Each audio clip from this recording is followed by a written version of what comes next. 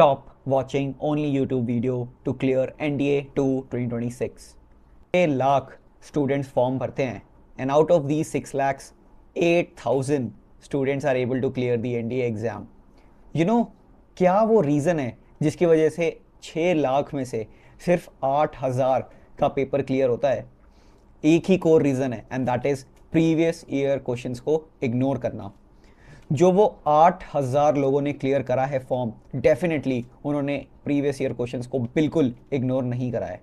So in this video I will be telling you how to study for NDA 2 2026 in order to clear the exam.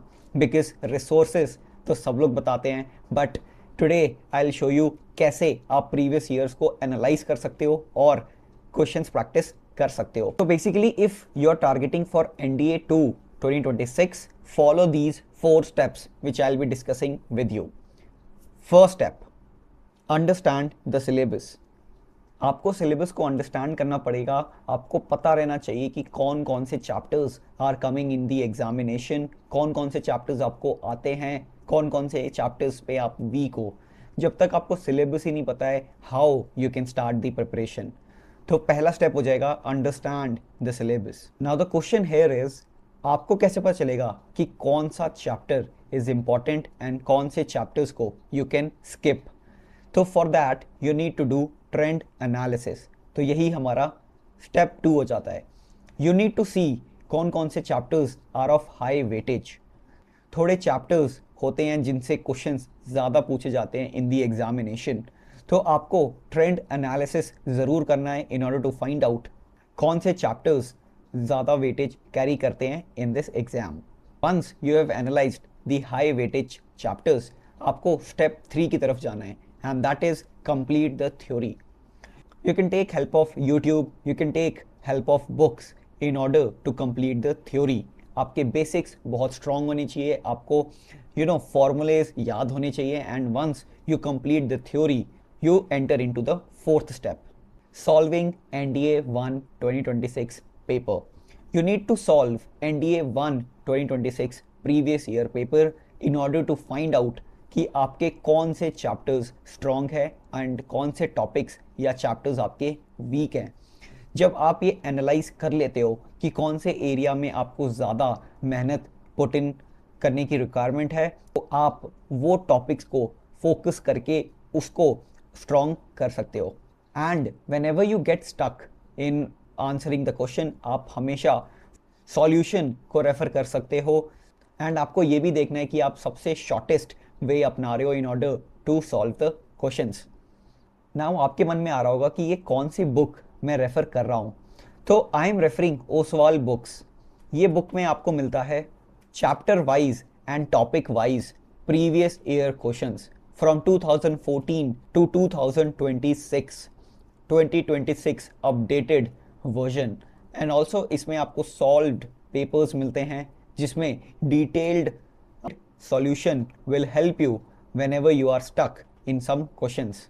इसका जो new AI powered smart learning system है, ये आपको enable करता है for smarter and fast learning. मेरे को जो सबसे बेस्ट चीज़ लगी है इस बुक के बारे में वो ये है कि इसमें माइंड मैप का यूज़ किया गया है. मैं हमेशा से माइंड मैप अपने हाथों से बनाता था in order to have a quick revision, but इस बुक में माइंड मैप्स ऑलरेडी दिए गए हैं जो आपकी रिविजन को बहुत क्विक बनाते हैं. एंड इसमें OMR शीट भी दी गई है जिससे आप OMR प्रैक्टिस कर सकते हैं. बिकॉज जब आप मॉक टेस्ट लिखते हो तो यार वो आप ऑनलाइन देते हो, तो OMR की प्रैक्टिस हम बहुत कम करते हैं. But this book will allow you to have a OMR practice as well, जो आपको एग्जाम में डेफिनेटली हेल्प करेगा. सो आई होप जितने भी क्वेश्चंस थे कि कौन सी बुक यूज़ करनी चाहिए, आई होप उसका मैंने आंसर दे दिया है.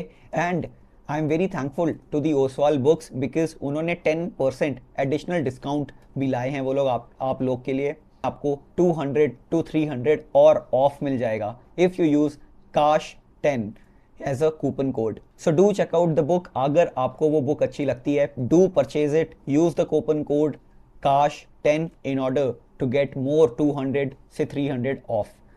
Now let us talk about the cut off for the examination. तो NDA एग्जाम में 2 पेपर होते हैं, मैथमेटिक्स एंड GAT. मैथमेटिक्स की कट ऑफ होती है 75 एंड GAT की कट ऑफ हो जाती है 150। नाउ ये मिनिमम नंबर्स होते हैं जो आपको पेपर में लाने होते हैं। ओवरऑल कट ऑफ जो होती है वो मैथ्स प्लस GAT की होती है और वो होती है 320 से 350 के बीच में। आपको ट्राई करना है कि आप 380 या 360 अपना एम लेके चलो, ताकि जब आप एम हायर रखते हो तो उससे नीचे ही आप परफॉर्म करते हो और वो आपका 360 बनेगा या 350 बनेगा and you can easily qualify the examination. One thing to note here is that girls की जो कट ऑफ रहती है वो +30 to 40 रहती है। तो अगर 350 कट ऑफ मैं बोल रहा हूँ तो गर्ल्स +30 लेके चलना, बिकॉज आपकी vacancies are less when compare to boys. Now let me discuss कि मैथमेटिक्स में आपको कौन कौन से चैप्टर्स को थोड़ा ज़्यादा प्रेफरेंस देनी है। तो मैथमेटिक्स के जो इम्पॉर्टेंट क्वेश्चंस हैं वो हो जाएंगे probability, statistics, permutation combination, binomial theorem, AP, GP, HP, 3D geometry, vectors, sets and relation and function, limits, quadratic equations, complex numbers and inverse trigonometry. आपको कोई भी 10 चैप्टर्स लेने हैं एंड उनको अच्छे से आपको पहले थ्योरी कंप्लीट करनी है, उसके बाद आपको प्रीवियस ईयर क्वेश्चंस लगाने हैं एंड उसके बाद आपको मॉक टेस्ट देना है। उसके बाद आप एनालिसिस करोगे।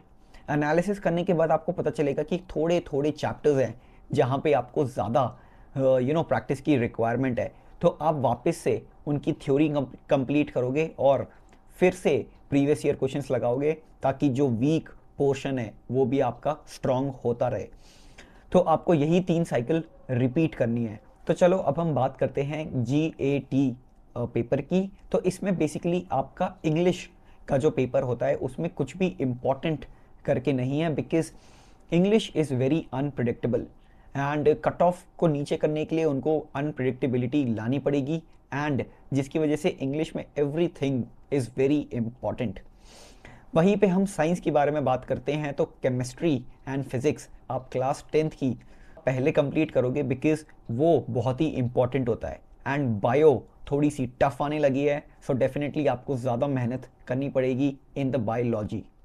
And if I talk about geography, तो ज्योग्राफी में बहुत ही स्कोरिंग सब्जेक्ट होता है ये, बिकॉज इसमें जो जितने भी क्वेश्चंस आते हैं वो इजीली आप कर सकते हो। आपको बस इसकी थ्योरी कंप्लीट करनी है and solve as many previous years and solve as many mock test as you can, because it will definitely help you to clear the exam, because geography is very scoring subject।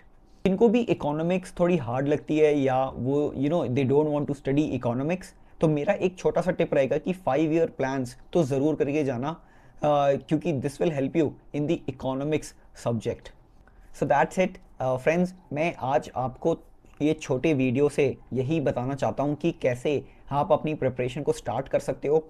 80 to 90 days are still left.